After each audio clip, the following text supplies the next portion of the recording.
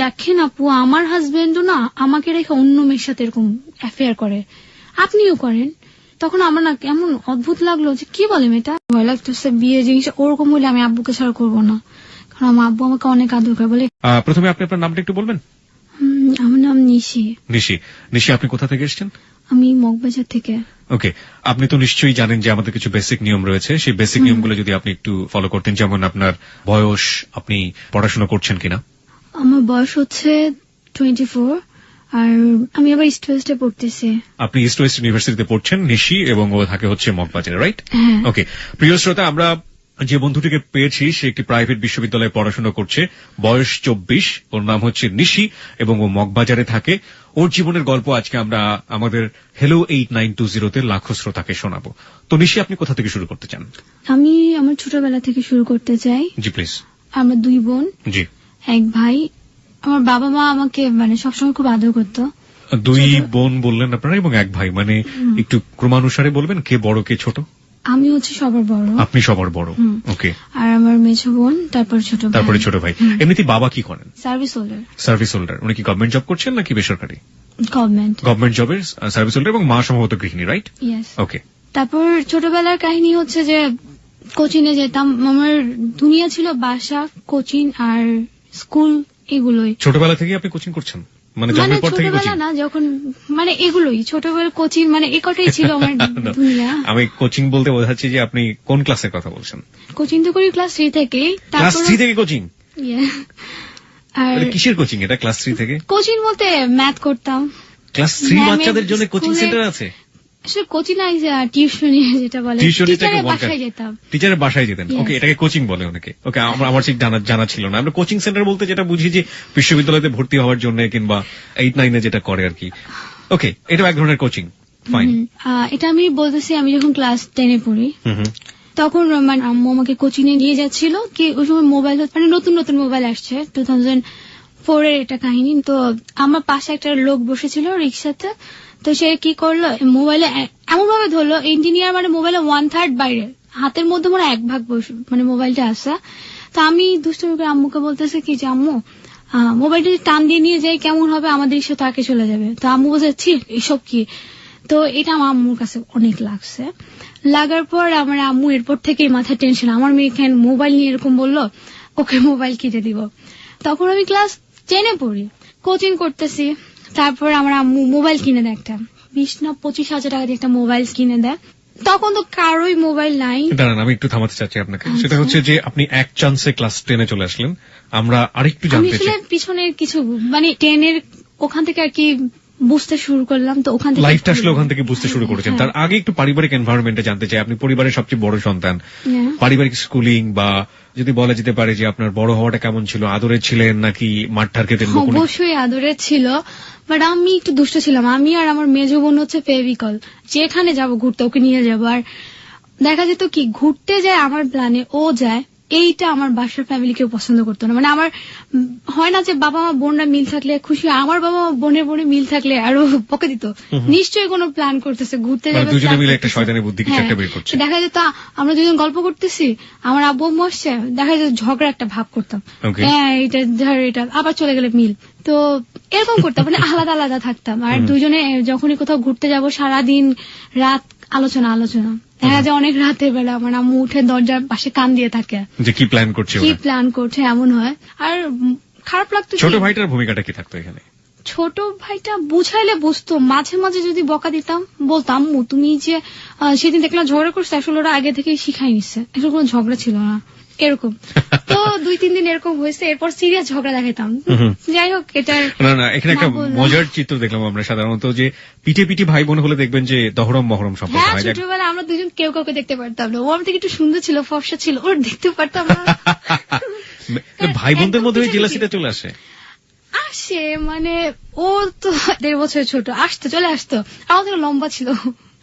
কিন্তু যখন একটু বুঝতে শুরু করলাম তখন ওর মধ্যে অনেক মিল, মানে ঘোড়াটা বুঝলাম যে ঘোড়া জিনিসটা কি, ঘুরতে যাওয়া, এবং একা তো ঘোরা যাবে না, সুতরাং সাথে একজন বোনকে রাখা দরকার, এরকম। তারপর বাসা থেকে না বলে অনেক জায়গায় গেছি। একবার ফ্যান্টাসিতে গেলাম, আমার কাজিনকে নিয়ে গেলাম। তো ওর মায়ের সাথে খুব ফ্রি, ছেলে মানুষ, তো ওর মাকে যাওয়ার সময় বলছে আম্মু আমি ফ্যান্টাসিতে যাচ্ছি, সাথে নিশিরা যাচ্ছে। আমার বাবা ওর সাথে মিশতে দিবে না, নিশ্চয়ই কাহিনী করবে। কি আমি বাসায় বললাম যে আমার ফ্রেন্ডের বাসায় ম্যাট্রিক পরীক্ষা উপলক্ষে তো মিলাদ হবে, তো আমার সকাল থেকে থাকতে হবে, কোনো ভাই বোন আমার হেল্প করতে হবে, আস্তে আস্তে রাত হবে, বুঝতে যাও সমস্যা নেই। গেলাম ফ্যান্টাসিতে, আমার সাথে আমার বোন গেল। যাওয়ার পর বোনের নামটা কি ছিল? দিশা। ওকে, দিশা আপনার সঙ্গে গেল। দিশা, নিশি, অদ্ভুত অদ্ভুত নাম। ও বয়সের ডিফারেন্স কত ছিল আপনার সঙ্গে? 1.5 বছর। 1.5 বছরের বয়সের ডিফারেন্স, তাহলে তো খুব বেশি ডিফারেন্স না। ওকে, হ্যাঁ। তারপর গেলাম, যেতে যেতে ওখানে 12টা বেজে গেল। তারপর ড্রেস চেঞ্জ করে এত টাকা দিয়ে ঢুকলাম ওখানে, প্রায় 550 টাকার মতো। ফ্যান্টাসি কিংডমে ঢুকতে হলে ড্রেস চেঞ্জ করতে হয়? Water kingdom. ওয়াটার কিংডম, ওকে। ওয়াটার কিংডমে গেলাম, তারপর এত টাকা দিয়ে টিকিট কেটে ঢুকলাম, প্রায় 1200 টাকার মতো দুজনে লাগলো। ঢুকে ড্রেসটা চেঞ্জ করে বললাম কি ফোনের কি অবস্থা, কন্ডিশনটা দেখে রেখে দিব। কোন ফোন? যে ফোনটা কিনে দিল আপনার আম্মু আপনাকে? হ্যাঁ, ওকে। ওই ফোনটা দেখি, ফোনে কলের পর কল, 11টা মিস কল। আমি বললাম যে আমার আম্মু এতবার ফোন ধরলাম, আমার বাবা ফোন দিছে, তুই কোথায়? বলি আব্বু আমি তো ওদের বাসায়। বলে ওর মাকে দে। আমি পুরো অবাক হয়ে। একটু আমরা এখান থেকে একটু ফিরবো প্রিয় শ্রোতা, বুঝতে পারছেন যে ক্লাইম্যাক্স প্রথমেই শুরু হয়ে গিয়েছে। ফোনের ব্যাপারটাতে আরেকবার একটু আসতে চাই, আমি একটু ফ্ল্যাশব্যাক করতে চাই। ফোনটা আপনার আম্মা আপনাকে কিনে দিল এই কারণে যে খুব মজা করে আপনি পাশের রিক্সায় কোন এক ভদ্রলোক ফোনটা হাতে ধরেছিল, প্রায় অনেকখানি বের হয়েছিল, আপনি আপনার মাকে বলছিলেন যে আমি যদি এখন থাবা দিয়ে বা ফোনটা নিয়ে যাই আমাদের রিক্সা তো আগে চলে যাচ্ছে। ছোটবেলায় এটা খুব স্বাভাবিক হতেই পারে, এই ধরনের কুবুদ্ধি মাথায় আসতেই পারে। তো এটা নিয়ে আপনার মা খুব চিন্তিত হয়ে যাওয়ার পরে আপনাকে খুব দামি একটা সেট কিনে দিয়েছিল ক্লাস 10-এ থাকা অবস্থায়। কম দামি সেটই অনেক দামি, সিমের দাম সেই সময়টাতে। 10,000 টাকা। হ্যাঁ, সেই সময়টাতে লাল লাল সিম ছিল, আমার মনে আছে। কত টাকা দাম ছিল সেই সময়টাতে ফোনটার সব মিলিয়ে? 23 অথবা 25। সিম এবং ফোন সহ 23 অথবা 25,000 টাকা দিয়ে মা যাতে সন্তান অন্যদিকে না যায় সেটার জন্য, this is a very crucial point, সেটার জন্য তাকে একটা ফোন কিনে দেওয়া হলো 23 কিংবা 25,000 টাকা দিয়ে সেই সময়টাতে। হ্যাঁ, তারপর সেই ফোন আসছে ফ্যান্টাসি কিংডমে যাওয়ার পর। দিল, বলে ওর মাকে দে। আমি বললাম আব্বু দিচ্ছি, দাঁড়াও। এখন দিচ্ছি বলে এদিক ওদিক তাকাচ্ছি, কাকেও পাচ্ছে, মানে একটা মেয়ের টোন দরকার। দেখি একটা মহিলা ছেলে মেয়েকে নিয়ে শুনি বসে আছে গাছের নিচে, কোনো কিছুই না বলে কানে ফোন দিয়ে বলে গানটি আমার আব্বুর সাথে কথা বলেন, আমার আব্বু মিথ্যা বলছি তো, আপনি বলেন যে আপনার ফ্রেন্ডের মা। তো উনি ফোনটা শুনলো, ফোনটা কানে বল কি বলবো, আর আমি ফোনটা রেখে দিচ্ছি। পরে আব্বু তখনই বুঝে গেছে, আর তো ফোন ধরি না, এখন কি পানিতে নামবো, কি দেখবো, কি ছবি তুলবো, সবকিছু মাটি। চায়ও না মন যে এত টাকার কষ্ট এমনিতেই শেষ, কোনো মজাটাই মাটি গেছে পুরা। চলে আসলাম দূর। এরপর আবার বাসে আসলে তো অনেক টাইম লাগবে, ওয়েট করতে হবে। আমি কাজিনের থেকে কিছু টাকা ধার নিয়ে ট্যাক্সি ক্যাব নিলাম। পরে বাসায় এসে বকাম, আমি গেলাম, আমার ছোট বোনটা গেল, পরে ঘরে ঢুকবো দেখি আব্বু বারান্দায় দাঁড়িয়ে আছে। এখন ছোট বোন দেখ তুই এগে যাবো, তুই এগে যা, এরকম করতে করতে রিক্সা তো বাসের সামনে। এখন বলে আমি নামি, আবার চিন্তা করলাম যে দরজা খুলে যদি ছোট থাপ্পড় মারে, তারপর কি করবো, দেখে তাকায় আছে। তো এখন বড় গেলাম, আমি আগে ঢুকে গেছি, আমার ছোটটাকে ভেদ দিছে 2-3টা চড় থাপ্পড়, খারাপ লাগছে আসলে। পরে বলি কিভাবে জানলো এটা, জানার তো কোনো ওয়ে নাই, কারণ বাসা থেকে বলে গেছি। পরে জানতে পারলাম আমার যে খালাটা ছিল ও আমার আম্মুকে ফোন করে বলতেছে যে আমার ছেলেটা গেছে, ওর কাছে তো ফোন আছে, ফোন নাম্বারটা কত, আমি ল্যান্ড ফোন থেকে ফোন দিব। এটাই হচ্ছিল মেইন কাহিনী, মানে আমার খালাটার মাধ্যমে জানতে পারছে। গেল, অনেক বকা দিছে, আমাকে মারেনি, বকা দেওয়ার পর কি করবো, দুইজনে আলাদা আছি, খারাপ লাগতেছে এত, মানে ওই সব নতুন ফ্রেন্ড আছে, এক একজনের গেট আপ, মানে ও সবকিছু নতুন, বাইরে একটা কান্ট্রি মনে হয়েছে, মানে ওই সময় এত কিছু ভালো সুন্দর ছিল, ওইটাই ফ্যান্টাসি কিংডমটাকে নতুন, মানে একদম বাইরের দেশের মনে হচ্ছে। ওকে, সুন্দর লাগছে। দুজনে আলোচনা করব, পেট ফেটে যাচ্ছে, এই আলোচনা করব, এই মেয়ে ড্রেস পড়ছে, এরকম করছে, কিন্তু আলোচনা করতে পারতেছি না। তারপর কি করব, গেল বলে 2-3 দিন যা কেমন। আর ও তো এমনিতে আমার ছোটটা তো আমার সাথে কথা বলে না, ঘুমাই খাইছে, আমি খাইনি। আবার যেমন ঠিক হয়ে গেল, আবার এরকম করে। তারপর পরীক্ষার আগে টেস্ট পরীক্ষা চলতেছে, আবার প্ল্যান করলাম যে ফ্যান্টাসি দেবো, তো মজা করতে পারি, এবার করা প্ল্যান করবো যে কেউ ধরতে না পারে। ও কি বললো, ও তো তখন ক্লাস 8-এ পড়ে, তো ও বললো যে আমি আমার স্কুলের পিকনিক, আমি স্কুলের পিকনিকে যাব। তো বললো ঠিক আছে যাও। আর আমি বললাম যে আচ্ছা, আমার একটা ফ্রেন্ডকে আমার আম্মু খুব মানতো, ভিতরে একটু আদব কায়দা ছিল, তোকে খুব মানতো। তো আমি ওর বাসার কথা বলে আমি বললাম আম্মু আমি ওর বাসায় যাব, তো একটা গাড়ি ভাড়া করলো, আমার কাজিনই গাড়ি ভাড়া করলো, ওরা ফ্রেন্ডরা মিলে যাবে। তো এইটাই বললাম যে আম্মু আমার ফ্রেন্ডটা গাড়ি পাঠাচ্ছে, আমাকে থাকতে হবে ওদের বাসায়, সকাল থেকে বিকেল পর্যন্ত থাকবো। দেন বিকেল বললাম কারণ আর রাত বলে বুঝে যাবে ফ্যান্টাসি, এর আগে একবার হয়েছে এই কাহিনী। তো আবার 2 বোন ব্যাগের ভিতর ড্রেস নিয়ে গেলাম, ফ্যান্টাসিতে গেছি, এবারও ধরা খেলাম। এবার ধরা খাইছি একটু পরে খাইলাম, যেমন বিকেলের দিকে আমার বাবা জানতে পারলো যে আমি ফ্যান্টাসিতে গেছি। কারণ হচ্ছে আমরা সব কাজিনরা মিলে যাচ্ছিলাম, আমার কাজিনদের ফ্রেন্ডরা ছিল। তো আমরা একটা প্যাকেজে যাচ্ছিলাম, যে এই প্যাকেজে গেলে একটু কমে যাওয়া যায়, সবার এটা আছে। তো এই প্যাকেজে আমি কথা বলছিলাম অফিসে গিয়ে। তো প্যাকেজে যে কাগজগুলো ছিল না, কাগজগুলো আমি বাসায় রাখছি। আমি সেগুলো বুঝবে না, কেউ দেখবে না, কিন্তু আমার আব্বু আম্মু দেখে বুঝে গেছে। বলে আজকে যেহেতু দুজনই না, আজকে তাহলে আগের মতো হচ্ছে। এরপর আবার চলে আসলাম, এবার ফোন টোন কিছু দেয় না, চলে আসলাম আবার দুজনকে সে আগের মতোই। এবার আমাকেও একটা চড় মারছে, যাই হোক চড় পারলো, গায়ে লাগলো না, মোর হাসি আসতেছিল যে দ্বিতীয়বারের মতো ধরা খেলাম। লজ্জা লাগতেছিল, কারণ এর আগে অনেক বকাবকি করছিল। আমার আম্মু বলে লজ্জা থাকলে জীবনও যাইতে না তোরা দুইটা। পরে এটাও গেল কয়েকদিন পর। এরপর আমার ম্যাট্রিক পরীক্ষা শেষ হলো, একটা ঈদ আসলো। ঈদের পরের দিন আমার কাজিনকে ফোন করলাম, কি করতেছো? বলে আমরা কালকে মানে তৃতীয় দিন ফ্যান্টাসিতে যাব, রেডি হচ্ছে সবাই। তো আমার লোভ সামলাইতে পারলাম, আমিও যাও, নিয়ে যাও। তো বলে দেখ তোমার জন্য আমি বারবার বকা খাই, আমি তোমাকে নিতে পারবো না। বলি দেখ ভাই, আমি টাকা দিব, তুই আমাকে নিয়ে যা। তারপর কি করলো, তৃতীয়বারের মতো আবার গেলাম। এরপর মানে ধরা খাইছি কি বুঝে গেছে, আমার জুতায় কাদা লাগানো ছিল, তারপর ব্যাগে ওই যে ভেজা কাপড়গুলো ছিল, ফ্যান্টাসি কিংডমে অনেক ওজন ছিল। মানে এরপর বাসা থেকে আসার পর আব্বু আমার ভাইটা করছে ওদের ব্যাগ চেক করো, ব্যাগ চেক করে দেখে জিন্সের প্যান্ট টপস এগুলো মানে ভেজা ভেজা ওজন হয়ে আসে। পরে আব্বু যা, এবার তোদেরকে আর মারবো না, তোদের লজ্জা সরম নাই, যা যে যা ইচ্ছা কর। তো এগুলো ছিল ছোটবেলার 2004-05 এর কিছু মজার কাহিনী। মোবাইল যেটা কিনে দিল, ভালো লাগে না, মোবাইল নিয়ে বসে আছি রাতের বেলা, কোনো খালি গেম খেলতাম। তো আমাদের ল্যান্ডফোনও ছিল।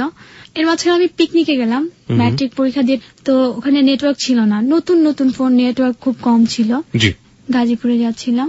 তো আমার আম্মু বাইরে থেকে মানে ফোন ফ্যাক্সের দোকান থেকে আমাকে অনেক ট্রাই করতে পাইনি, অনেক টেনশন করতেছিল যে হাতে একটা মোবাইল বাইরে গেছে কি না কি হয়, আবার অ্যাক্সিডেন্ট হতো অনেক।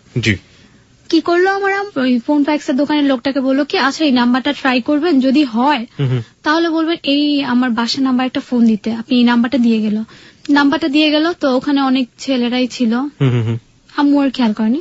পর থেকে আম্মু বাসার ল্যান্ডফোন অনেক রং নাম্বার আসতো, আসলে কথা বলতাম না, যে রং নাম্বার রেখে দিতাম। এরকম করতে করতে একটা ছেলে প্রায় ফোন করতো, কি ব্যাপার বলি, জিজ্ঞেস করি, বলে হ্যাঁ রং নাম্বার হয়েছে আপু, একটু কথা বলেন, মন খারাপ, এটা আসলে বৃষ্টি হয়েছে আপু, মন খারাপ, কথা বলেন। এরকম বলতে বলতে কথা বলতাম। পরে আমি বললাম ভাই একটা কাজ করেন, আপনি আমার ফোনে ফোন দেন, মোবাইল ফোনে ফোন দেন। Let's begin the story. Nishi, তারপর আপনি কি যেচেই তাকে ফোন নাম্বারটা দিয়ে দিলেন, নাকি আপনারও কিছুটা দুর্বলতা তৈরি হয়েছিল? আসলে সত্যি বলতে আমি দিয়েছিলাম নাম্বারটা, কারণ আমার ল্যান্ডফোন নাম্বারটা আমার আম্মুর রুমে ছিল, তো কথা বলতে প্রবলেম হইতো। তার মানে আপনি নিজেও চাইতেন তার সাথে আপনি কথা বলতে? ভালো লাগতো আর কি, বাসায় থাকতাম। কি বলতো আপনার সঙ্গে? কেমন আছো, মানে আননোন টাইপের কথা, মানে ওরকম আমি কেমন আছি এরকমও না, কি বলতো মনে নাই। তারপরও মানে ওরকম কোনো কিন্তু এক ধরনের ভালো লাগা তৈরি হয়েছিল, রাইট? ভালো লাগে, হ্যাঁ। যেমন আমি কোশ্চেন করতাম আপনি কেন ফোন দিচ্ছেন, আপনি এরকম করেন, মানে এরকম একটা ভাবের মধ্যে নাম্বারটা দিয়ে দিলাম। যাই হোক, তারপর তখন সিম ছাড়লো লটারি। তো আমার বাসায় 3টা পাইলাম, আমি পেলাম, আমার নামে ছাড়লো, আমার চাচা নামে ছাড়লো, আমার বাবা একটা পেলো। তো 3টা সিমের মধ্যে একটা সিম আমি ওইটা ইউজ করলাম। আমরা আসলে দুজন এক এরিয়াতেই থাকতাম, তো ওই ছেলেরও একটা সিম ছিল, ও পাইছে। যাই হোক, ছিল 65 পয়সা। রাতের বেলা সারা রাত কথা বলতাম, কি বলতাম মনে নাই, তবে কথার মতো কথা বলতাম না, ফালতু ফালতু। তো এরকম কথা বলতে বলতে তবু বোর হয়ে যেত। তখন আপনি কোন ক্লাসে পড়েন? ক্লাস 10? ম্যাট্রিক পরীক্ষা দিলাম। ম্যাট্রিক পরীক্ষা দিয়ে ফেলার পরের সময়টা? হ্যাঁ, অবসর সময়টা 3 মাসে লং টাইম একটা ছুটি থাকে। ইনফ্যাক্ট এখন ছেলে মেয়েদের ওই ছুটিটা থাকে না, কারণ ম্যাট্রিক পরীক্ষা দেওয়ার পরে তারা যেভাবে প্রিপারেশন নেয় কলেজগুলোতে ভর্তি হওয়ার জন্য। ওকে, হ্যাঁ। তারপর হচ্ছে আমি একটা ওই টাইমে একটা আমার পাশের বাসার পিচ্চিকে পড়াইতাম। তো পিচ্চি একদিন বলতেছে যে আপু তোমার গলা ফোনে অন্যরকম লাগে, তুমি কিভাবে শুনলা? আর কিনা আমার ভাইয়ার একটা ফ্রেন্ড তোমাকে তোমার গলা লাউডে শুনাইছে। তখন পিচ্চি ক্লাস 2-তে পড়ে, ও না বুঝে এই কথাটা বলছে। তোমার ভাইয়ার ফ্রেন্ড আমার কথা লাউডে শুনাইছে কিভাবে? মানে তোমার ভাইয়ের ফ্রেন্ডটাকে দেখাতে পারবো? হ্যাঁ, তোমার পাশের বাসাই তো বাসা। আমি মানে পরে এর মাঝখানে একটা কাহিনী হচ্ছে, ম্যাট্রিক পর আমি গান শিখতাম, তো আমার আম্মু আমাকে গানে দিচ্ছিল, বাট আমার ইচ্ছে ছিল নাচে। Let's play the music. আমরা তো রেডিওতে নাচ দেখাতে পারবো না, গান নিশ্চয়ই শোনাতে পারবো। আচ্ছা, গানটা শেখা হয়নি, নাচ শখ ছিল। তো আবার আম্মু কি করলো, আমাকে গানে ভর্তি করে চলে আসলো, জানালা দিয়ে দেখতাম মেয়েরা নাচতেছে। ওই সময়টাতে ম্যাট্রিক পরীক্ষা দেওয়ার পর? অবশ্যই সময়টা নাচতেছে। আমার কাছে এত খারাপ লাগে, বুদ্ধি করলাম আমরা দুই বোনই, মেজোটা আর আমি, চল আমরা নাচে চলে যাই। গান গেয়ে কি হবে বল, আল্লাহ গুনা দিবে, নাচে চল। নাচে গুনা দিবে না? না, নাচতে। তো তারপর করলাম কি, আমরা দুজন গানের ক্লাসে না গিয়ে নাচের ক্লাসে নাচ শিখতাম। তারপর আমার আম্মু একদিন বাসায় কেউ জানতো না যে আপনারা নাচ শিখছেন? বাসার কাছে আমরাই চলে আসতাম দুজন একা একা। তো আমার ছোট বোন তারা যেতে পারলো না, 8 বৃত্তি পরীক্ষা, তো ও আর অফ করে দিল, আমি একা একা যাওয়া আসা করতাম। তো আমি একদিন আসতেছিলাম, এ থেকে মাগরিবে আজান দিচ্ছে, মানে আমি যাচ্ছিলাম, একটা ছেলে আমার পাশ দিয়ে যাচ্ছিল, মোটা করে লুঙ্গি পরা, ডোলাডালা গেঞ্জি পরা। আমি ওর দিকে ড্যাম কেয়ার ভাবে তাকে সাল্লাই, ছেলের কত কষ্ট, চেহারা দেখতে সুন্দর না, ওদের একটা ভালো সুন্দর মেয়েকে পছন্দ করে জীবনে বলতেও পারবে না, কারণ মেয়ে তো একটা থাপ্পড় মারবে ওকে, এরকম বলবে আল্লাহ জানে কে বিয়ে করে। তখন মাগরিবে আজান দিচ্ছিল, আমার মন আবার আমাকেই বলতেছে দেখ তোর কপালে পড়ে, এটা কি আমার কপালে পড়বে, আমার বাবা জীবনে এরকম মোটা ছেলেকে বিয়ে দেবে না, আবার আমি তো প্রেম করে জীবনে বিয়ে করবো না, এই ছেলেকে প্রেম করা অসম্ভব। এই সময় ক্লাস 10 এর এই মেন্টালিটিটা আমার মনে হয় ছেলে মেয়ে নির্বিশেষেই থাকে, অনেক বড় একটা স্বপ্ন থাকে বুকের মধ্যে, অনেক বড় কিছু হামবড়া একটা ভাব। হ্যাঁ, খুব ন্যাচারাল, এটাকে আসলে অন্যভাবে দেখার কোনো সুযোগ নেই। হ্যাঁ, তারপর তো ওই যে ওইটা দেখলে কষ্ট লাগতো, মোটা ছেলে দেখতে সুন্দর না। কোথায় থাকতো? সবসময় ওখানে থাকতো? ওইখানে আমি একই এরিয়াতে থাকি, দেখলে দেখা হইতো, নামাজ শেষে যেত, আজ আমার মাগরিবের সময় বাসায় যাচ্ছিলাম, নামাজে যাচ্ছিল এরকম। তারপর আমাদের বাসার পাশে ছাদে উঠতো, কবুতর পালতো, তো দেখতাম। কবুতর পালতো? হ্যাঁ, খালি উঠে হাতে তালি দিত, হাতে তালি বুঝতাম ওইটা ছাদে উঠছেন।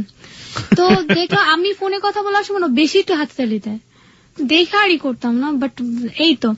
তারপর আমি আমার স্টুডেন্টকে বললাম, দেখো তোমাকে দেখাইতে পারবো, বলে কি তুমি একটা কাজ করো আপু, তোমার ল্যান্ড ফোনে ফোন দিব, তখন তুমি তোমার জানলা দিয়ে তাকাও। আমি ল্যান্ড ফোনে ফোন দিবে, ওই সময় কিন্তু অনেক কথা বলা হয়ে গেছে, 2-2.5 মাস লং টাইম, রাত ভর্তি কথা। বিকেল বেলা হাতে তালি দিতেছে, দেখতেছি, নামাজ পড়লাম, তারপর আমি স্টুডেন্টে ফোন দিলাম, আপু ভাইয়া তো ছাদে। কোন দিকে ছাদটা বলতে পারবো কি? এই দিকে ছাদে।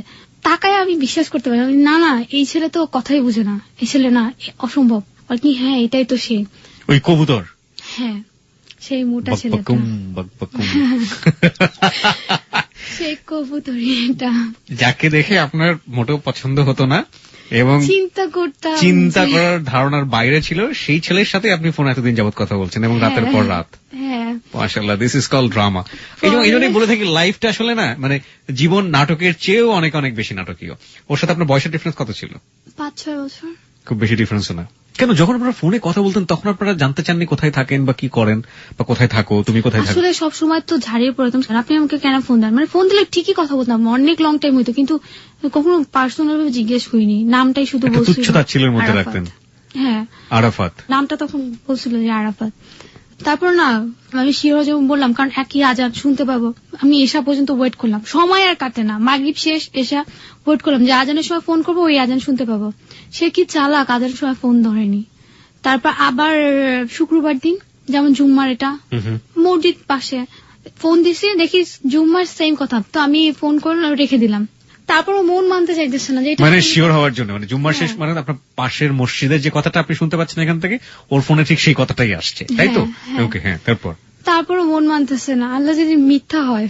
ওদিন রাতে কথা বললাম, অতটা মন ভালো ছিল না, বললাম আচ্ছা দেখা করি আমরা, বলো কি আচ্ছা ঠিক আছে কালকে দেখা করবো। তারপরে দূরেই ছিল না, কখনই না। কালকে 12টা হয়েছে, ডাক দিলাম, বল কি আসলে কি আমার বাবা অসুস্থ হয়ে গেছিল, তো এই জন্য এরকম। সে 2-3 দিন এক কাহিনী, বুঝলাম যে এটাই সেই ছেলে।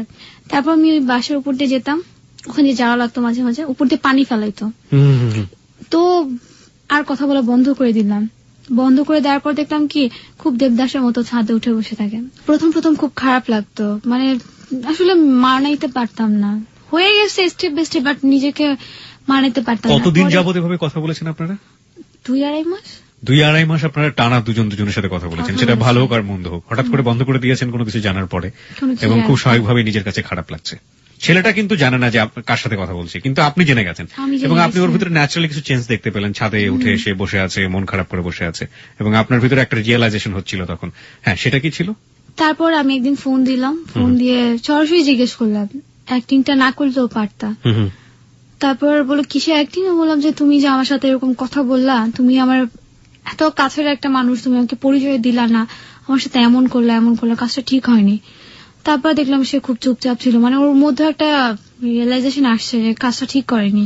আপনার বাসা থেকে ওর বাসার দূরত্ব কতখানি ছিল বলেন তো? একটা বিল্ডিং। ওকে, একদম পাশাপাশি তাহলে বলা যায়। হ্যাঁ। আচ্ছা আচ্ছা।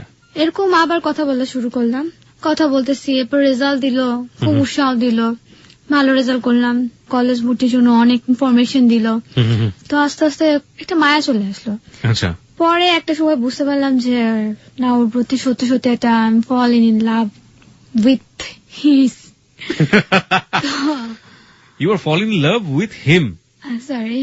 ওকে, সরি হওয়ার কি, দিস ইজ দ্য রিয়েলিটি। আমরা বলছি না যে আপনি ভুল করেছেন না শুদ্ধ করেছেন, আপনি যার রিয়েলিটি হচ্ছে তাই বলবেন।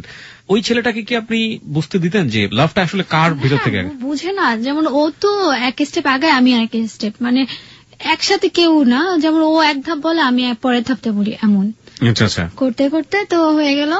তো একটা সময় কথা কন্টিনিউ বলতাম যে আমার সবচেয়ে ভালো লাগতো কি ওকে আমি মিস কল দিলে কেটে ফোন দিত, আর সেই লং টাইম কল রেটে সারা রাত কথা বলতো। তারপর একটা দিন রাতে আমার আম্মু ধরে ফেলে। আচ্ছা আচ্ছা আচ্ছা। আমাকে জিজ্ঞেস করে কে, আমি কি করি একটু লুকাই, কিন্তু এত কোয়েশ্চেন করে যে অ্যান্সার করতে পারি না। আমি একটু প্রেমের জায়গাটাতে একটু জানতে চাই যে আপনারা কি দুজন দুজনকে ওয়ার্ড দিয়ে দিয়েছেন নাকি বুঝতে পারেন ব্যাপারটা আসলে কি ছিল? প্রেমে পড়া বলতে আপনি কি বলছেন? ওয়ার্ড দিয়ে দিয়েছে বলতে হচ্ছে যখন আমরা বুঝতে পারলাম প্রেম করতেছি তখন ওয়ার্ড, হ্যাঁ আই লাভ ইউ টু, এরকমই কিছু একটা। তো আমার আম্মু যখন কথা বলতে দেখলো তখন আমাকে সারা জিজ্ঞেস করলো কে এই ছেলে, বল। কেন জানি মনে হচ্ছে এই পাশের ছেলেটা। সারা দিন বিলি এই ছাদে সব বসে থাকে, কাজ নাই কর্ম নাই, আর তুইও ইদানিং জানলার পাশে ঘুরঘুর করস।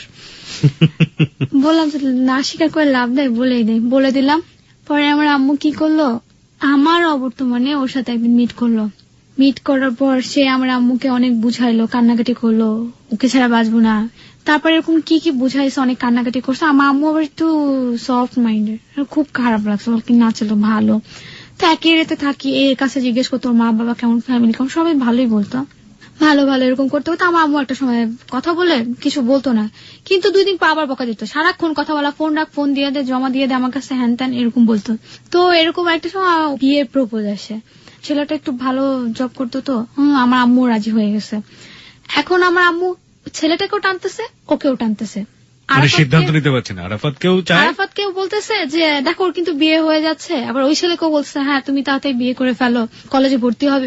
ভেরি ভেরি কনফিউজিং সিচুয়েশন রয়েছে। অ্যাকচুয়ালি ডিসিশন নিতে পারতেছিল না, যেহেতু আরাফাতের সাথে সে কথা বলছে, আমিও মাঝখানে পড়ে গেছিলাম যে প্রেম করে তো জীবনে বিয়ে করব না, আর এই ছেলের সাথে প্রেম করতেছে, মায়া লাগতেছে খুব, কিন্তু লাইফে ফিউচার জানি না। আমার আব্বু এই জিনিস নিয়ে অনেকবার বাসায় বকা খাইছে, আব্বু জানলো। আব্বু কিভাবে জানলো? আমার আম্মুই হাসতে হাসতে বলছে পাশে বসে ছেলেটাকে ডিস্টার্ব করে, কথা বলে, আমি অনেক চেষ্টা করছি, মানাইতে পারি না, এরকম একটু হিন্টস দিল আম্মু আব্বুকে। পর আব্বু খালি বাজে কমেন্টস করতো যে এই ছেলেকে মানুষের চোখেরও তো একটা চয়েস আছে, এরকম খালি বকতো। সরকারি কোয়ার্টারে থাকতেন আপনারা, রাইট? শব্দ করে বলেন, আপনি মাথা নাড়াচ্ছেন, সেটা তো আমাদের লিসনাররা বুঝতে পারবে না। হ্যাঁ, ওরা সরকারি কোয়ার্টারে থাকতো। হ্যাঁ, তারপর দেখা যেত কি আমাকে, আসলে আমি এমন ছিলাম, আমার আব্বু না করলে আমি সেদিকে যেতাম না। দেখা যেত ছেলেটা এমন কিছু কাহিনী করতো, আমার আম্মুর খারাপ লাগতো। আমার আম্মু বলতে একটু কথা বলে নাও।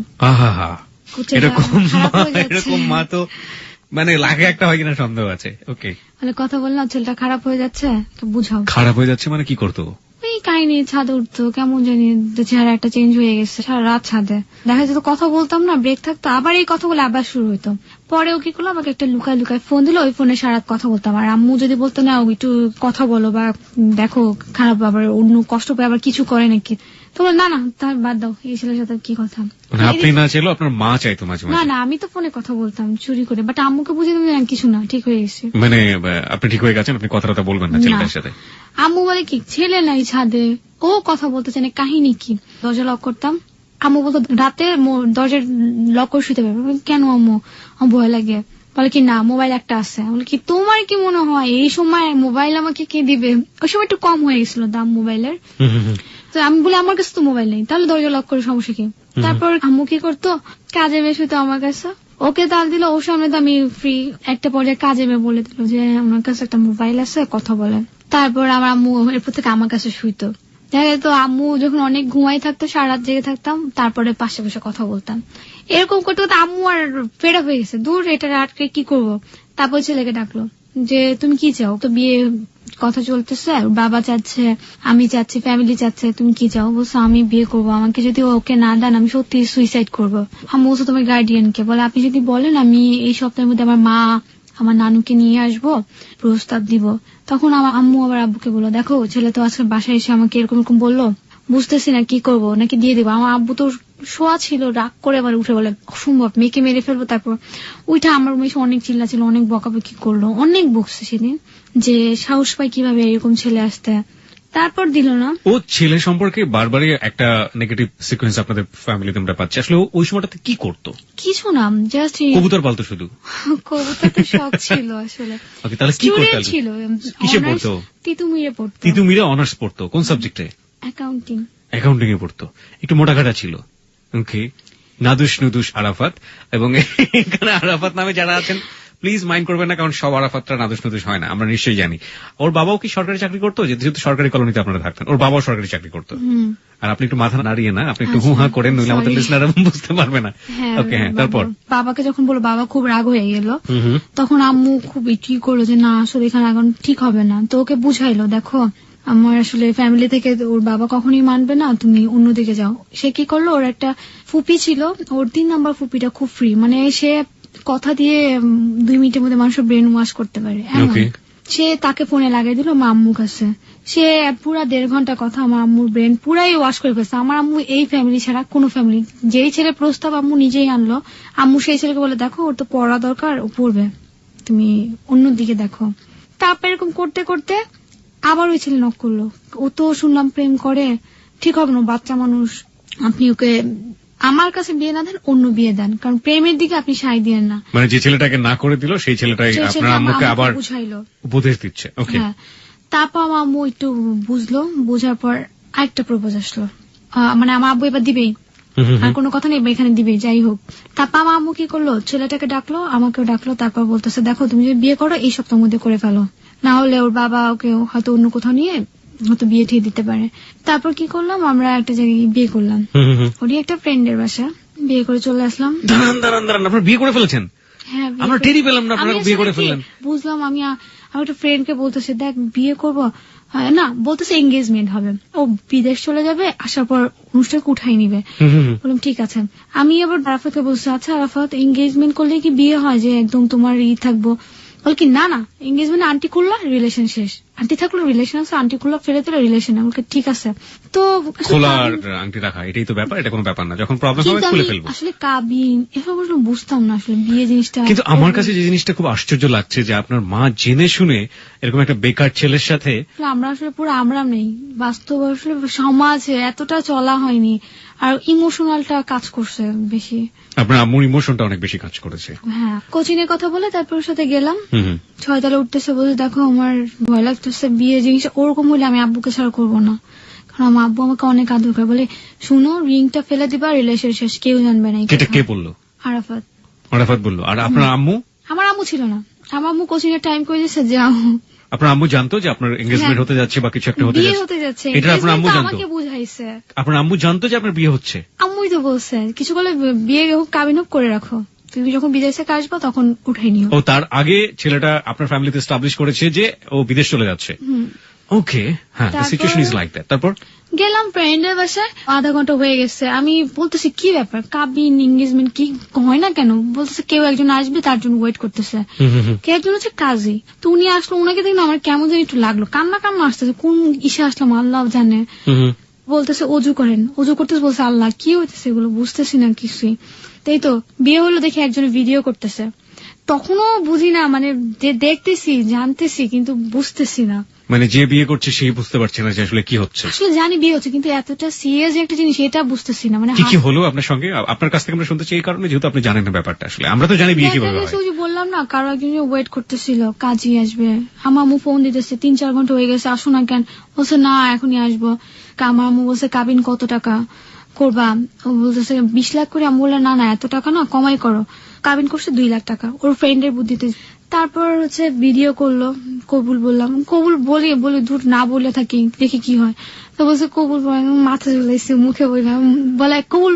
কিন্তু আমাদের কাছে আশ্চর্য লাগছে যে কলেজে পড়ুয়া একটা মেয়ে কবুল বলে বিয়ে হয়, এটা জানবে না সে নিশ্চয়ই জানে। এটা তো জানি বিয়ে হচ্ছে, কিন্তু এটা যে এত বাস্তব, এত সিরিয়াস একটা জিনিস, আমাকে ওই যে বুঝায় আন্টি করলা চলে গেল, আমি তো বিয়ে করে বিদেশ চলে যাবো, আসবো কবে না কবে তখন উঠাই নিবো এরকম। ওখানে যাওয়ার পরে সিচুয়েশনটা আসলে ওরকম হয়ে গিয়েছে, কিন্তু তার আগ পর্যন্ত আপনাকে আন্টি বলেছে, কিন্তু ওখানে যাওয়ার পরে আপনার বিয়ে, ওই যে বললাম না কার জন্য ওয়েট করতেছে কাজে, এগুলো আপনাকে আগে বলেনি না।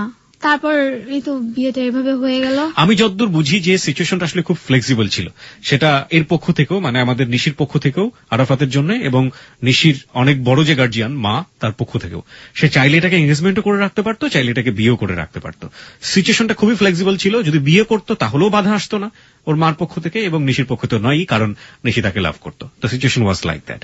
তারপর লাভ করতাম, বাট বিয়েটা যে করবো মানে কনফিউজ ছিলেন, কিন্তু জোরাজুরি করলে তো আপনি বুঝে না, যেহেতু প্রেম করতেছি, ওই যে হইলেও ভালো না হইলেও নাই। কারণ একটু আগে আপনি বলছিলেন যে আরাফাত আপনার মাকে ফোন করে বলছে 20 লাখ টাকা কাবিন রাখবে, তাই তো? ওটা তো ইমোশনাল জায়গা থেকেই বলেছে যে যত টাকা নাও নাও, এরকমই তো একটা ব্যাপার, তাই তো? ও বুঝতো না সেটাই। তারপর বুঝে বললো, ফ্রেন্ড বলছে, আমি শুনতেছি যে পাশে বলছে এত টাকা কেন, গাধা ফ্রেন্ডের বউ বলছে কাবিন করতে একটু কমাইয়া করতে হয় প্রেম করে বিয়ে করলে। তারপর তো আমাকে বলতেছে কবুল বলো, কবুল বলে না, এরকম কবুল বলছে অবশ্য 3 বার না 2 বার বলছে। এই কবুল বলার পর মানে এরপর না কেমন শরীরটাই লাগতেছে কেমন ভার, কি করলাম, মানে অনেক বড় একটা অপরাধ করছি, আম্মুর সামনে মুখ দেখাবো কিভাবে, আম্মুর সামনে মুখই দেখাইতে পারতেছি না, দিয়ে আসলো আম্মুর সামনে, কি আল্লাহ বিয়ে করে ফেললাম, ধুর, রিং পরাই দিল একটা। তো বাসায় গেলাম, তখন বাসা তো আমি যখন রিংটা খুলে আমার ড্রেসিং টেবিলে রাখলাম, তখন আমার মেজোটা দেখেই বুঝে গেছে যে বিয়ে হয়েছে। তারপরে আমার না কেমন জানি চুপচাপ থাকতাম, বিড়ালের মতো এক কর্নায় পড়ে থাকতাম। আপনার মা কাছে আপনি আসার পরে তো আপনি বললেন যে আমার বিয়ে হয়েছে, মার মাই তো জানতো, কাবিন ব্যাপার আপনি তো জানতেন না?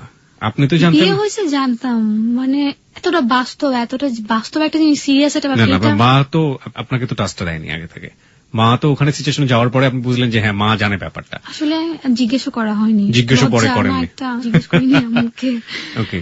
এই তো তারপর কেমন একটা ভার চলে আসলো, আমার আম্মু বলতেছে দেখো তুমি আগে খুব চঞ্চল ছিলে, এই ভারটাই তোমার আমি চাইছিলাম অনেক আগে থেকে, পড়ালেখা করো, আর এই কথা যেন কাউকে বইলো না, তোমার আব্বু জানলে একদম মেরে ফেলবে, চুপচাপ থাকো। এটাও আব্বুর কাছ থেকে গোপন করলেন আপনারা? খুব খারাপ লাগছে, আব্বুর দিকে তাকাইলে মায়া লাগতো। তারপর তো ভালোই চাইছিল, প্রত্যেকটা বাবাই চায় যে একটা স্ট্যাবলিশ ছেলের কাছে বিয়ে দিতে। আমরা এতদিন যাবত যে ধরনের গল্প আমরা এখানে পেয়েছি, জীবনের গল্প, সেখানে আমরা দেখতাম যে এই জাতীয় ব্যাপারগুলোতে যারা বিয়ে করে বা যারা সাধারণত ফল ইন লাভ থাকে, তাদের ক্ষেত্রেই ব্যাপারগুলো বা ঘটে থাকে। আমরা বলছি না, কিন্তু এখন পর্যন্ত যতটুকু হয়েছে সেটা আমাদের নিশ্চিত জীবনে ভুল, আমরা কোথাও কোনো ভুল খুঁজে পাইনি। ও এখন পর্যন্ত খুব সুন্দর, খুব হ্যাপি, খুব বিউটিফুল একটা ফিলিংস এর মধ্যে দিয়ে যাচ্ছে, এবং সেখানে পারিবারিকভাবে এক ধরনের দায়বদ্ধতা থাকে, কিন্তু সেটা আলটিমেটলি অভিভাবকের রোলই থাকে, সেখানে আসলে একটা গাইড করার ব্যাপার থাকে। কিন্তু মজার বিষয় হচ্ছে যে আমরা এখানে এমন একটা জিনিস দেখলাম যে নিশির সাথে নিশির মাও ব্যাপারটাতে একেবারে 50-50 আমরা বলতে পারি জড়িত, এবং সেখানে বাবাকে, মানে পরিবারের সবচেয়ে বড় কর্তা যিনি, তাকে ব্যাপারটা হাইড করা হলো। নিশি, তারপর কি হলো? বাবার কাছ থেকে তো গোপন করলেন। এরপরে হচ্ছে আব্বুকে দেখলে খুব খারাপ লাগতো, নিজের কাছে অনেক দোষী মনে হইতো, আবার আম্মুর দিকে তাকাইতাম, দেখতাম আম্মু সাপোর্ট করতেছে, তখন তো না হয়তো বা একটু সাময়িকের জন্য একটু ভুল, আরো তো ভালো ছেলে, অবশ্যই মেনে নিবে। আমার আব্বু একটা কাজ করলো কি, যে আমাকে বুঝাইলো অনেক, মা এটা ঠিক না, লাইফ অনেক কঠিন, তোমার ফিউচার অনেক সুন্দর, মাত্র ইন্টার পরীক্ষা দিবা, আমাদের বসুন্ধরাতে জায়গা আছে, সেখানে যখন বাড়ি করব তখন তোমাদের অনেক ভালো ভালো প্রপোজাল আসবে, এগুলি কিছুই না, এগুলো এখন আমরা হয়তো এখানে আসি, মানসিকতা এরকমই, যখন ওখানে যাব তখন আমাদের লাইফ স্টাইল অন্যরকম থাকবে। তো শুনে না আমার আসলে লাইফ স্টাইলের জন্য না আমার আব্বু যে আমাকে এত কিছু পর বুঝাচ্ছে, আমার আম্মুর মাধ্যমে কথায় বুঝে গেছে যে বিয়ে হয়ে গেছে।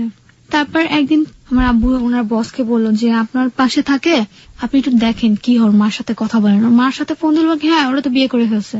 আমার আব্বুর বস বললো তোমার মেয়ে তো বিয়ে করে ফেলছে। তো আমার আব্বু বাসায় এসে অনেক কান্নাকাটি করতেছে, হঠাৎ করে খারাপ লাগলো, জীবনও দেখলাম না কান্না করতে, সে কান্না করছে অনেক জোরে জোরে। তো আশেপাশে মানুষও শুনে দাঁড়ায় আছে, দেখে কি হইতেছে, কিছুই বলো না। আম্মু জিজ্ঞেস করার সাহস পাচ্ছে না, একটা পরে আমি ঘুমাই গেছি কান্না শুনতে শুনতে। তারপর আব্বু আমাকে 11:30 থেকে রাত উঠায় বুঝাইলো, এই কাকু তুমি ডিভোর্স দিয়ে দাও, যা হয়েছে হয়েছে। বললাম ঠিক আছে আব্বু ডিভোর্স দিয়ে দিব। বললো যে ঠিক আছে কথা দাও। আমি বলছি হ্যাঁ কথা দিলাম, ডিভোর্স দিয়ে দিব। আমার আম্মুকে বলছে তুমি ওর পাশে ঘেসবা না, বল তুমি তোমার আম্মুর সাথে এত কথা বলবা না। তারপর আব্বু অফিসে যেত, আম্মুকে বুঝাতো মেয়েদের জীবন বিয়ে একবার হয়, সবাই জানাজানি হয়ে গেছে, এরপর মানুষ তোমাকে কি বলবে বাজে বাজে কথা বলবে। তখন ওই কথাটা চিন্তা করলাম, অতটা বুঝতাম না যে কথা বললে কি হবে। তো আমার মামি বলতেছে, বিয়ে যখন হয়েছে ডিভোর্স দিবা কেন, বিয়ে তো একবারই হয়। এইসব আধ্যাত্মিক কথা বুঝাইতো। আধ্যাত্মিক কথার উপর পড়ি নাই। আমার আম্মু একটা কথা বলছে যে ডিভোর্স দিবা না, তোমার আব্বু তোমার খারাপ দিকে নিচ্ছে। আব্বু বললো যে ঠিক আছে মা, আজকে সন্ধ্যার সময় আমি কয়েকজন লোক আনবো, কলোনির কিছু লোক থাকবে, তুমিও থাকবা, ডিভোর্সটা সাইন করে দিবা। হ্যাঁ ওর আব্বু দেখি, বলে কি লজ্জা, কথা বলতে পারি না, মাথা নিচু করে খালি আস্তে আস্তে একটু একটু ছোট ছোট কথা বলতেছি। বলে কি মানে কি, আমি কি না দেখি। কিন্তু একটা পর্যায়ে ডিসিশন আসলো যে ডিভোর্সটা দিব না। এরপরে এটা নিয়ে কি আপনি আরাফাতের সঙ্গে কথাবার্তা বলতেন? না, যে এরপরে কথা হইতো না আমাদের, মানে বিয়ে করার পর এখন কথাই হতো না? কথা হইতো, কিন্তু ওই যে ডিভোর্সের ওই সময়টা কথা হইতো না। পরে আমার আব্বু কি করলো, আমাকে আমার একটা খালামুনি বাসায় রেখে দিল। ওই যে কাজিনটা যার সাথে ফ্যান্টাসিতে ঘুরতে গিয়ে ধরা খাইলাম, তো কাজিনের মোবাইল ছিল, আমি যে রুমে ছিলাম ওর অর্ধেক উপর চার্জ দিতেছে। ওর মা বলছে দেখ ফোন ওর সামনেই রাখবি না। তখন বুঝলাম যে এই বাসায় সবাই কাহিনী জানে। মানে এক ধরনের রেস্ট্রিকশনে আনার চেষ্টা করছে আপনার বাবা। কিন্তু তার আগে আমাকে একটু বলেন তো, আরাফাত যে বিয়ে করলো, আরাফাতের ফ্যামিলির কেউ ওই সময়টাতে উপস্থিত ছিল? না। আরাফাতের ফ্যামিলি কি পরবর্তীতে জেনেছে যে আপনাকে বিয়ে করেছে? হ্যাঁ। ওই সময়টাতে যখন আপনার ফ্যামিলিতে খুব বেশি ক্রাইসিস চলছে, সেই সময়টাতে আরাফাতের ফ্যামিলি থেকে কেউ আপনাদের ফ্যামিলিতে এসে যোগাযোগ করেছে? না, আসলে দুজনই ছোট ছিলাম, মানে এটা তো কি সামাজিক কাজকর্ম। হ্যাঁ, আপনারা দুজন ছোট ছিলেন সেটা ঠিক আছে, কিন্তু তারা তো ছোট ছিল না, তারা তো বড় ছিল, তারা ফ্যামিলি। আপনার মা যে কাজটা করেছে সেটা ভালো হয়েছে না মন্দ হয়েছে সেটা আমরা গল্পের শেষে গিয়ে বুঝতে পারবো। কিন্তু আরাফাত তো বিয়ে করেছে, তার ফ্যামিলিতে জানাজানি হয়েছে ব্যাপারটা। তো আরাফাত তো আসলে অ্যাডাল্টই ছিল, বিয়ে করার বয়সই তার ছিল। তো সেই অর্থে আরাফাতের ফ্যামিলি থেকে আপনাদের ফ্যামিলির সাথে কোনো যোগাযোগ করা হয়নি সেই মুহূর্তে? না, ওর যে ফুপিটা যোগাযোগ করতো ব্রেন ওয়াশ করার জন্য, সেটা করতো, কিন্তু পরবর্তীতে আরাফাতের বাবা মা কেউ যোগাযোগ করেনি, ওই মোমেন্টে কেউ যোগাযোগ করেনি। ওকে, একটা মিনিট বলে নেই, ওর ফুপি যেটা হচ্ছে রিসেন্ট আপডেট দেখবে না, সে তাদের পক্ষ যেটা সেটাকে তুলবে ফার্স্টে, হচ্ছে অপোজিট যারা থাকবে ওদেরকে কথা বলার চান্সই দিবে না।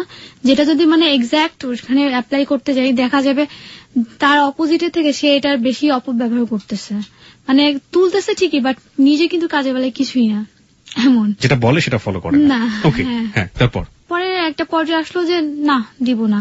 পরে আমার আব্বু বলে যে কিছু বলবো না, টাইম নেই। বাসায় চলে আসলাম, আব্বু অফিসে চলে গেল, আমার আম্মু ওই আরাফাতকে ফোন দিল। ফোন দেওয়ার পর বলতেছে ওর বাবা অফিসে গেছে, তুমি আসো, আসে ওকে নিয়ে যাও, নাহলে ওর বাবা ওকে মেরেই ফেলবে আজকে। পরে কি করলো, দুপুরে আমার বাবা অফিস থেকে হঠাৎ করে চলে আসছে 12টার দিকে। চলে আসার পর দেখতেছে ও খাচ্ছে, মানে আমার আব্বু দেখে পুরো শকড হয়ে গেছে, সে খাচ্ছে। এবং ছেলেটাকে মানতে পারেনি, সেই ছেলে জামাই আদর কি জিনিস, কত প্রকার, কি কিছুক্ষণের মধ্যে ঘটতে যাচ্ছে। প্রিয় শ্রোতা, আপনারা সবাই রেডি হয়ে যান। দুনিয়ার খাবার সামনে মাত্র বসে খাইতে, মানে এক টেবিলের অর্ধেকই খাবার। সকাল থেকে দেখতেছে আম্মু রান্না করতেছে, আমিও খাইনি, খাবো আব্বু তো দেরি আছে। আম্মুর সাথে আপনার আব্বুর ক্ল্যাশ হতো না এটা নিয়ে? বোঝা যায় না, আব্বু আসলে দেখা যেত আম্মু আমার সাথেই থাকতো, আমার কাহিনী হইতো, আমার কাহিনী কিছু হিংস আব্বুকে দিত। এতটা অদ্ভুত, আমি ঠিক জানি না যে ফ্যামিলি মিস্ট্রিটা আসলে কি জিনিস হতে পারে। মানে একই পরিবারে ঘটছে এটা, বাবা একদিকে মা একদিকে, তারপরেও তাদের মধ্যে কোনো সমস্যা হচ্ছে না। হ্যাঁ, তারপর পরে কি আমার আব্বুকে খেতে বসতে দেখে বলে, এই তুমি এখানে কি করো, ঘর থেকে বের হও, সাহস করতে তুমি আমার বাসায় এসে খাইতেছো। চুপ করে মাথা নিচু করে আসছে। তারপর ভাই আমি পারলে মনে ঘুমাই থাকি, এমন জামা কাপড় গুছাইছিলাম, দূর যাবো না। আব্বু এসে বসছে, পরে দেখি আব্বুকে ইচ্ছা মতো মা বাবা নিয়ে গালাগালি করতেছে, এরপর তুই করে বলতেছে। হ্যাঁ, দেখে চুপ করে বসে আছে, চুপ করে শুনতেছে। তারপর বলি কি হায় হায়, এই আমার বাবা এত গালি জানে, যদি শুনে একটা মানুষ কি করলাম, আব্বুর সামনে হাত ধরে বলে কি আসো তো, এবার নিয়ে গেলাম। মানে আমি চিন্তা করতেছি, মানে আমার আব্বু কষ্ট পাইছে এটাই যে আব্বুর সামনে হাত ধরে নিয়ে আসলাম। আসলে আমি কাজটা ওর জন্য করছি যে গালাগালি করতেছে, তাহলে ও একটা টাস করে বলে দিলে, ছেলে মানুষ বাবা মা নিয়ে বলতেছে এর জন্য। কিন্তু আমার আব্বু খুব কষ্ট পাইছে। পরে আমি চিন্তা করি আমারও খারাপ লাগছে, আমার এত বড় সাহস হলো, আব্বুর সামনে হাত ধরে নিয়ে চলে গেলাম। নিয়ে কোথায় গেলেন?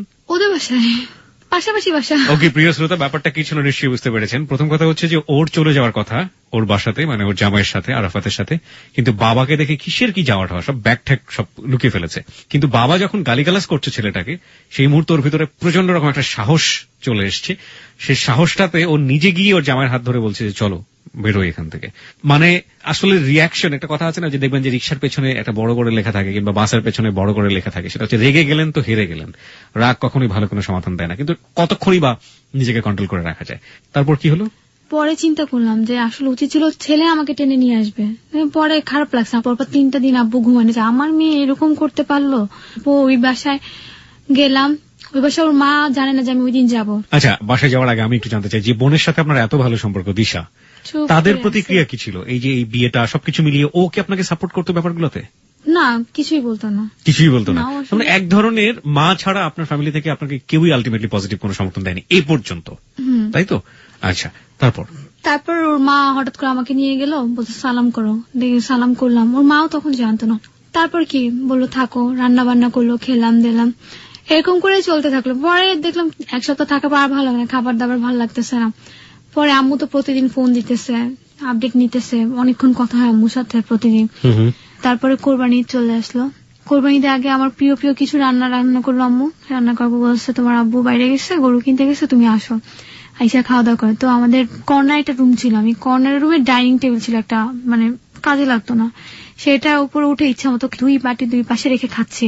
আমার আব্বু কি করলো, বাইরে থেকে এসে আর জানে না আমার আব্বু কোরবানি গরু কিনছে, কর্নারে কি জানি নিতে গেছে, টাস করে দরজাটা খুলছে, খুলে দেখে আমি দুই বাটির সামনে নিয়ে খাচ্ছি। এত লজ্জা, মানে আমার আব্বু দেখে দরজাটাকে ওরকম রেখে চলে গেছে। এখন আমি চিন্তা করছি বের হবো কিভাবে এই রুম থেকে, লজ্জা। এখন আম্মু সে তোর বাপ কি তোরে দেখছে? কি হ্যাঁ দেখছে, দেখে বল কিছু বললি না। 2-3 মাস গেল এরকম।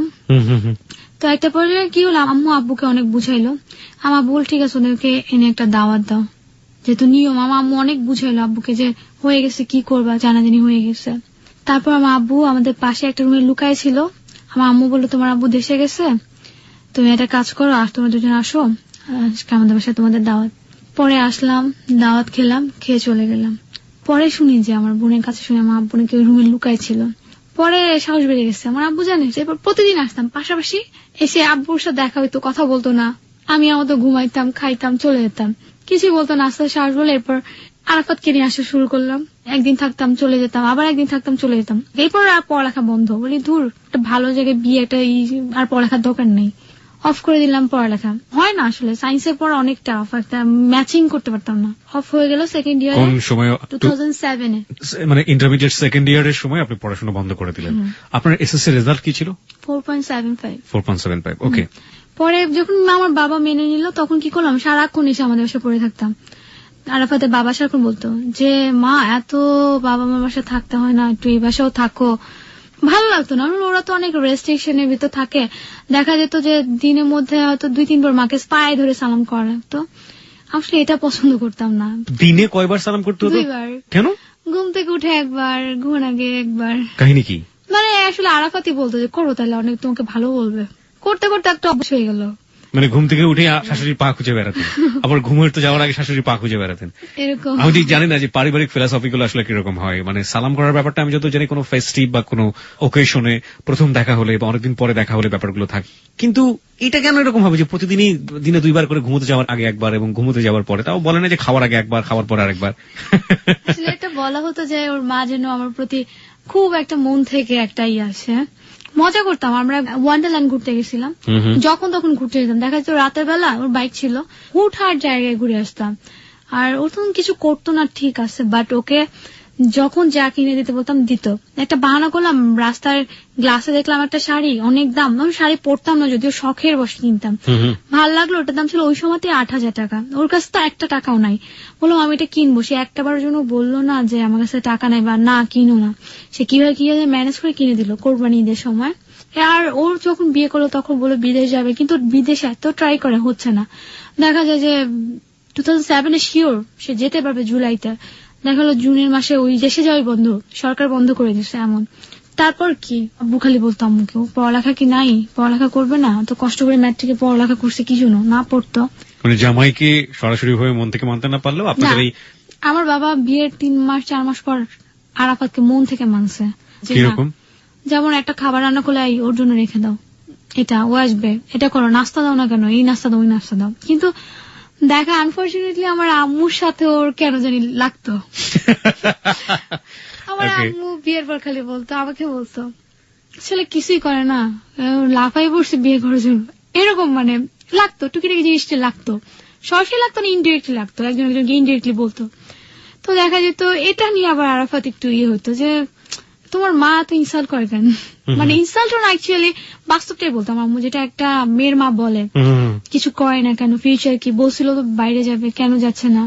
তো এই সময় কি করলো, ওর মা আমার আম্মুর থেকে কিছু টাকা ধার নিল, আমার আম্মুকে বুঝাইলো, দেখেন আপনার মেয়ে জামাই বাইরে গেলে তো আপনারই লাভ, আপনারাই তো আরামাইশ করবেন, আমরা তো ছেলে আমি মারা যাবো, আমি অসুস্থ মানুষ, কিছু টাকা দেন।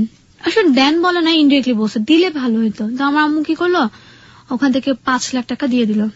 5 লাখ টাকা ছেলেকে দিল বিদেশে যাওয়ার জন্য? হ্যাঁ। ওকে। বাইক তো তখনও ছিল না, বিয়ে 3 মাসের কাহিনী এটা। সে খুব বাইক করতো। আমার আম্মুর সাথে গেল, 5 লাখ টাকা যে তুলবে কি ব্যাংক থেকে, সে বলছে বাইক, আমার বাইক অনেক পছন্দ। তারপর আমার আম্মু খুব খারাপ লাগতো। কি করলো সে, 1 লাখ টাকা না 80,000 টাকা তুলে ওকে দিল, তুমি একটা বাইক কিনো। সে কিনলো বাইক। ও বলতেছে যে আম্মা আমি বাইকটা কিনছিলাম, কিন্তু টাকাটা আপনাকে দিয়ে দিব, আপনি নিতে হবে। বলছে ঠিক আছে। টাকাটা নেওয়ার সময় সবাই এটাই বলে, ফিলিংস আসলে ওরকমই থাকে, 3-4 দিন পরে না সেটা ওর নিজের হয়ে যায়, দূর এই টাকা দিব, এটা চলে আসে। I don't have any experience. যেমন ভাবে বললাম যে অনেকে মনে করতে পারে আমার নিজের এক্সপিরিয়েন্স আছে, না ব্যাপারটা সেরকম না, আমি শুনেছি আসলে, ঠিক জানি না, মিলেও যেতে পারে। যাই আমরা সামনের দিকে। তারপর এরকম ঘোরাঘুরি তো 2 ফ্যামিলি থেকে বকতো। ওর মা বকতো, হ্যাঁ তুমি আমাদের বাসায় থাকো না কেন, তুমি খালি মার বাসায় থাকো। তারপর আম্মু ওকে উঠাই দেন, তাহলে উঠাই দিলে আমি আর আপনাদের বাসা থেকে যাবো না। বল কি ঠিকই তুমি যাবা। তারপর কথায় ওরা যদি এই কথা বলতো তো উঠাই না কেন, আমার লজ্জা লাগবে বাসায় দিতে, উঠাই না নিলে। 2008 গেল, 9 আসলো। আমার আব্বু তো বকতেছে পড়ালেখা করে না কেন, এদের কি পুকুর পড়ালেখা নাই, কিভাবে চলবে, কি জামাই পেয়েছে দেখে আমি বলি আব্বু আমি তো ওর সাথে বিদেশ চলে যাবো, আর কি করবো বলো। তো ওর মা বলছিল কি 5 লাখ টাকাটা সে 1-1.5 মাসের মধ্যে দিয়ে দিবে। এরপর আমার আম্মু আর টাকাটার কথা তুললো না। এর মধ্যে 2.5 বছর হয়ে গেল টাকাটা। তো আমার আম্মু বলতেছে যে টাকাটা কেন দেয় না। তো আরাফাতকে বললো যে আসলে আরাফাত টাকাটা যে নিলা তোমার বাইরের ব্যাপার কিছুই তো হলো না, 2.5 বছর হয়ে গেল, কি ব্যাপার। বলে যে আসলে যে লোকে ছিল টাকার লোকটা মেরে দিছে। 2010 কি করলাম, 10 দেখা গেল কি আমাদের ভিতরে একটা মানে বিয়ের অনুষ্ঠানটা, হঠাৎ করে আমি প্রেগনেন্ট হয়ে যাই। তারপর মানে আপনি প্রেগনেন্ট হয়ে যাই এরকম করছেন কেন বলেন, প্রাউড ফিল যে আমি মা হতে চলেছি। তারপর এরপর কেউ আন্টিকে বুঝে, আন্টি এই বাচ্চা হয়ে যাচ্ছে, অনুষ্ঠান করবেন না, মানে ইচ্ছে ছিল অনুষ্ঠান করবো। তারপর ফুপি করলো, ফুপি আপনি তো খুব বেশি করেন, অনুষ্ঠানটা পারলে করাই দেখান। তারপর ফুপি ওর মার ব্রেন ওয়াশ করলো, আমার মার ব্রেন ওয়াশ করলো। তারপর ঠিক হলো, হ্যাঁ বিয়ে অনুষ্ঠান করবো। 2 ফ্যামিলি বসলো এক জায়গায়, আমার আব্বু যায় ওদের বাসায়, খুব একটা ভালোই মিল ছিল, খুশি লাগতো, নিজের কাছে প্রাউড লাগতো যে সবকিছু ঠিক হয়ে গেছে। আমার আব্বু গেল, কথাবার্তা বললো, বিয়ে এখানে এসে সমস্যা হইলো। এর মাঝখানে কিন্তু বাবা মারা যায় হঠাৎ করে, এটা আসলে বলা হয়নি, হঠাৎ করে ক্যান্সার হয়ে মারা যায়। তো ওর মা বসলো কথা বলতে, কথা বলবো, ওর মা বললো কি দেখেন আমাদের তো অনেক হাই সোসাইটির হাই লেভেলের আত্মীয় স্বজন আছে, যেখানেই করার অনুষ্ঠান অনেক বড় জায়গায় করতে হবে। তো আমার আম্মু বললো ঠিক আছে, মেয়ে তো বড়, মেয়ে বিয়ে দিব অবশ্যই বড় জায়গায় করবো। তারপর বললো কি আমরা কিন্তু অনুষ্ঠান করতে পারবো না, যেমন আমরা আপনার অনুষ্ঠানে 50% শেয়ার করবো। আমার আব্বু মানতে চাইল না, আবার বললো টাকা পয়সা খরচ করে লাভ কি, বিয়ের অনুষ্ঠান তো দুজনে মিলেই করে, একটাই করি। তারপর 50% ভাড়া করলো একটা রেস্টুরেন্ট বড়ই, তো 80,000 অ্যাডভান্স দিয়ে আসার পর ওর মার কাছে গেল রাতে বেলা, যে খাওয়া নিয়ে এক একটা খাবার মেনু ছিল পার পার্সন 550 টাকা। ওদের লোক ছিল আপনার অনেক, বললো 500-600 জনের মতো আসবে, আর আমাদের ছিল 250 জন, 50-50 হিসাব। তো ওর আমার আব্বুকে রাতে ওর মা ফোন করলো, বাসায় গেল। ওর মা কি করলো, আমার আব্বুর হাতে 40,000 টাকা দিল, বলছে দেখেন বেয়াই ওর তো বাবা নাই, আমি এর বেশি দিতে পারবো না। তখন আমার আব্বু খুব কষ্ট পাইছে, কি বলে এটা। তারপর আমার আব্বু চলে আসে, না না লাগবে না, আমি একাই করি, সমস্যা নাই, আপনি এভাবে খুব মানে নর্মাল একটা মুড করে চলে আসে। বাট বাসে এসে খুব রাগ, 40,000 টাকা দিবে, এটা কেমন কথা। আমার আম্মু আসলো, বলছে দেখেন এরকম হবে না, আপনি আপনার মতো একটা অনুষ্ঠান করেন, যেহেতু 80,000 টাকা আমি দিয়ে দিচ্ছি, আমি এটা ট্যাকেল করতে পারবো, আপনি আপনার মতো একটা অনুষ্ঠান করেন, আপনাদের কয়জন আসবে বলেন।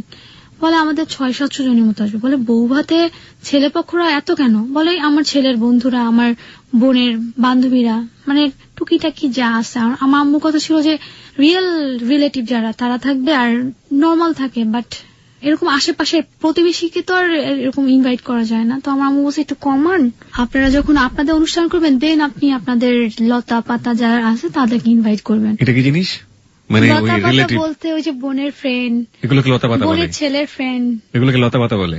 ওকে, এক এক অঞ্চলের এক এক রকমের ভাষা। ওর মা বললো যে এটা কেমন কথা, আচ্ছা যান যা আছে ঠিক আছে, হলুদটা আমরা একসাথে করব। আমার আম্মু বললো যে হলুদটা আপনি করবেন একসাথে 50-50, বলে আবার 50-50, না না হলুদটা আমরা আমাদের মতো করে, আপনার মতো করেন। তো এভাবে এই বিয়ের কাহিনী নিয়ে দুজনের মধ্যে অনেক লাগলো। ঠিকই বিয়েতে সবাই আসলো, কিন্তু কেউ কারোর সাথে কথা বলে না। যেমন ওর মা আমাদের বিয়েতে আসলো অনুষ্ঠানে, সে খেলো না কিছু, আর ওর মা হচ্ছে ওদের পুরা আত্মীয়, মানে পুরা কি বলবো, মানে ওরা পুরা হোল জেনারেশন মতো মা হেড, ওর মা যা বলবে সবাই তা মানে। ওকে, তখন তো আমার এমনিতে ওরা কয় ভাই বোন ছিল আপনার হাজবেন্ডের? ওরা ছিল এক ভাই এক বোন। বোনটা ছোট ছিল? বোনটা ছোট ছিল। ওকে, তখন আমি বাবুর পেটে, টুইন্স বেবি। আপনি কিভাবে জানলেন টুইন? যখন আমি বুঝতে পারলাম আমি প্রেগনেন্ট, তখন আমার মাথার উপর কেমন, মাত্র ভর্তি হইলাম কলেজে, এখন যদি এগুলো শুনি, এর আগে তো 7-8 বছর গেল, কিছুই হলো না, এই সময় এসে প্রেগনেন্ট হইলাম। 7-8 বছর মানে ঠিক বুঝলাম না। বিয়ে হলো 2005-এ, ওকে, আর এটা হচ্ছে 2010-এ, সরি 5 বছর, 4 থেকে 5 বছর। এবং এই 5 বছরের মধ্যে আপনি মা হতে চলেছেন, গ্যাপটা দিলেন প্রায় 2 থেকে 3 বছরে, তারপর আপনি আবারও কলেজে ভর্তি হয়েছেন, তাই তো? ভর্তি আমার আব্বুর প্রেশার হয়েছে, কারণ কোন দিকে কি হয়, পড়ালেখাটা সেটাই, পড়াশোনা তো করা অবশ্যই উচিত। এবং আপনি বলছেন যে আপনি টুইন বেবি, আপনি জানলেন কিভাবে টুইন বেবি? দেখা যাচ্ছে আমি অনেক লং ড্রাইভে গেছিলাম, তখন আর কি একটু প্রবলেম হয়েছিল, তো টেস্ট করতেছে, তো ডাক্তার বলতেছে তুমি এত পিচ্ছি মেয়ে, আচ্ছা আসো টেস্ট করি। টেস্ট করার পর বলে কি, এই তোমার এতগুলো হাত পা কেন? বলে কি, আমি তখনও শুনতেছি, হাসতেছি, তোমার তো টুইন্স বেবি। মানে না না, আমার না, আমার আগের মহিলার মেবি। বলে কি, তোমার আগের মহিলার টুইন্স বেবি? আচ্ছা ঠিক আছে, আবার দেখি তো। দেখে বলেছে তোমারই তো টুইন্স বেবি। মানে আমি মাথা উঁচু করে কথা বলতেছিলাম, না না আমার আগে, মাথা সোজা করে শুয়ে আছি। কি বলে এটা, 2টা বাচ্চা, কি করব, এটা কেমন কথা, 2টা বাচ্চা হয়েছে। ফার্স্টের কথা এটা ছিল যে যখন কম্পিউটার শেখা শুরু করলাম, কি 2টা কম্পিউটার কিনে দিব নাকি, আশ্চর্য।